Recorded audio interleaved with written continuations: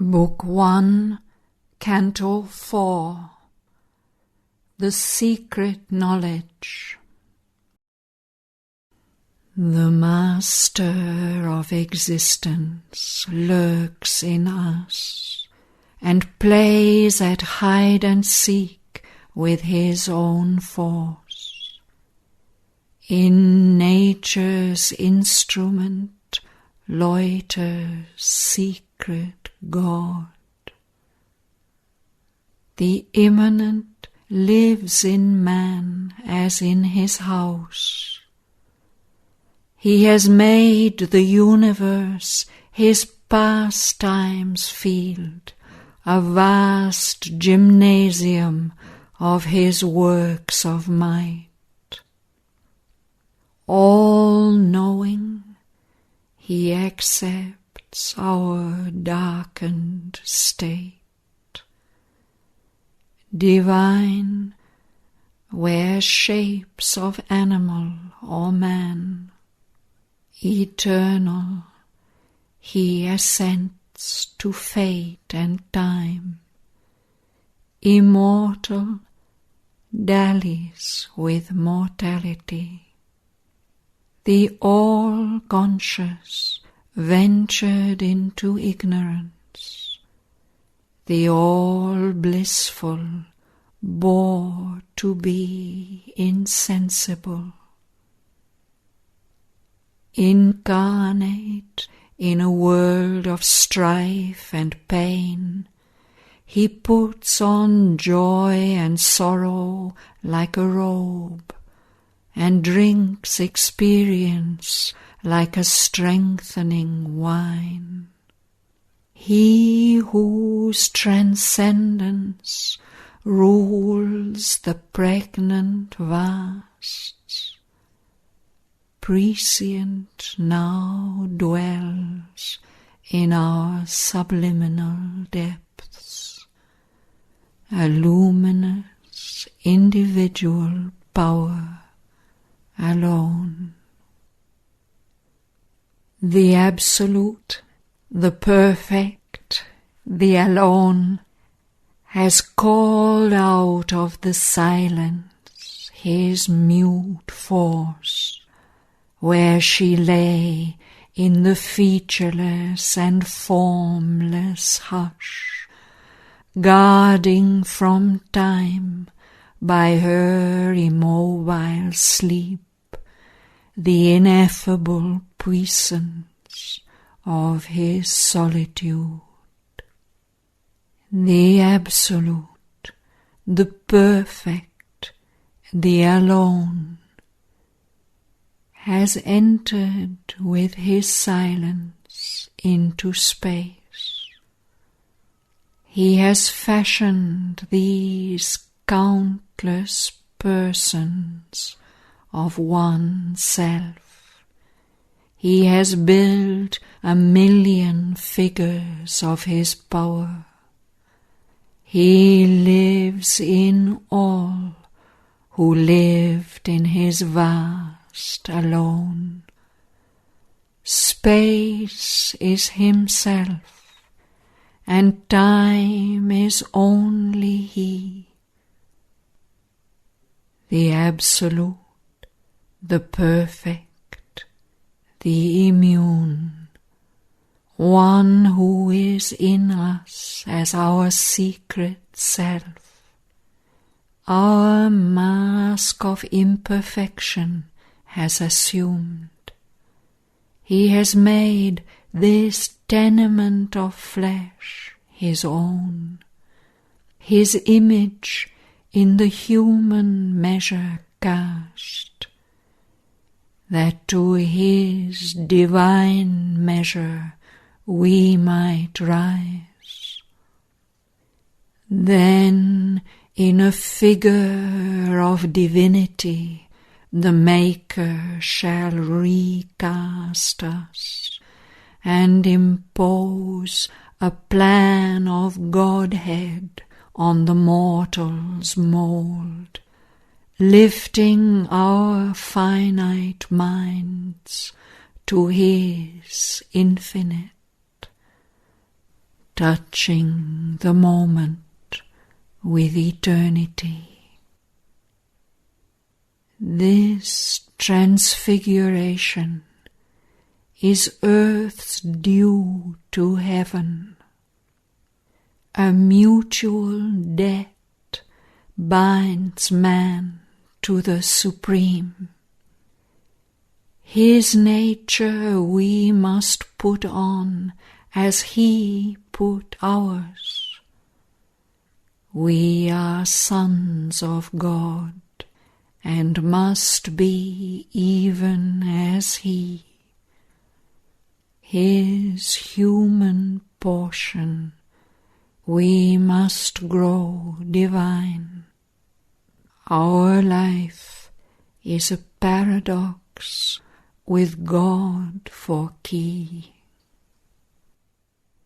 But meanwhile all is a shadow cast by a dream, and to the musing and immobile spirit life and himself don the aspect of a myth, the burden of a long unmeaning tale. For the key is hid and by the inconscient kept. The secret God beneath the threshold dwells. In a body obscuring the immortal spirit, a nameless resident, vesting unseen powers with matter's shapes and motives beyond thought, and the hazard of an unguessed consequence. An omnipotent, indiscernible influence, he sits, unfelt by the form in which he lives, and veils his knowledge by the groping mind. A wanderer in a world his thoughts have made, he turns in a chiaroscuro of error and truth to find a wisdom that on high is his. As one forgetting, he searches for himself, as if he had lost an inner light he seeks. As a sojourner lingering amid alien scenes, he journeys to a home he knows no more. His own self's truth he seeks, who is the truth. He is the player who became the play. He is the thinker who became the thought. He is the many who was the silent one. In the symbol figures of the cosmic force, and in her living and inanimate signs, and in her complex tracery of events, he explores the ceaseless miracle of himself, till the thousandfold enigma has been solved in the single light of an all-witnessing soul. This was his compact with his mighty mate, for love of her and joined to her forever, to follow the course of time's eternity, amid magic dramas of her sudden moods and the surprises of her masked idea, and the vicissitudes of her vast caprice. Two seem his goals, yet ever are they one, and gaze at each other over bournless time. Spirit and matter are their end and source. A seeker of hidden meanings in life's forms, of the great Mother's wide uncharted will, and the rude enigma of her terrestrial ways. He is the explorer and the mariner on a secret inner ocean without bourne. He is the adventurer and cosmologist of a magic earth's obscure geography. In her material order's fixed design, where all seem sure, and even when changed the same, even though the end is left forever unknown, and ever unstable is life's shifting flow, his paths are found for him by silent fate. As stations in the age's weltering flood, firm lands appear that tempt and stay a while. Then new horizons lure the mind's advance. There comes no close to the finite's boundlessness.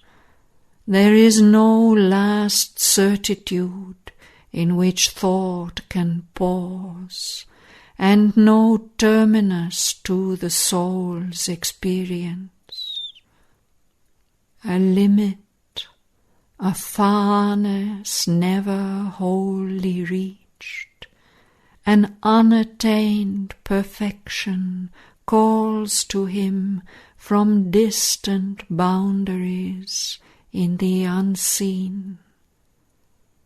A long beginning only has been made.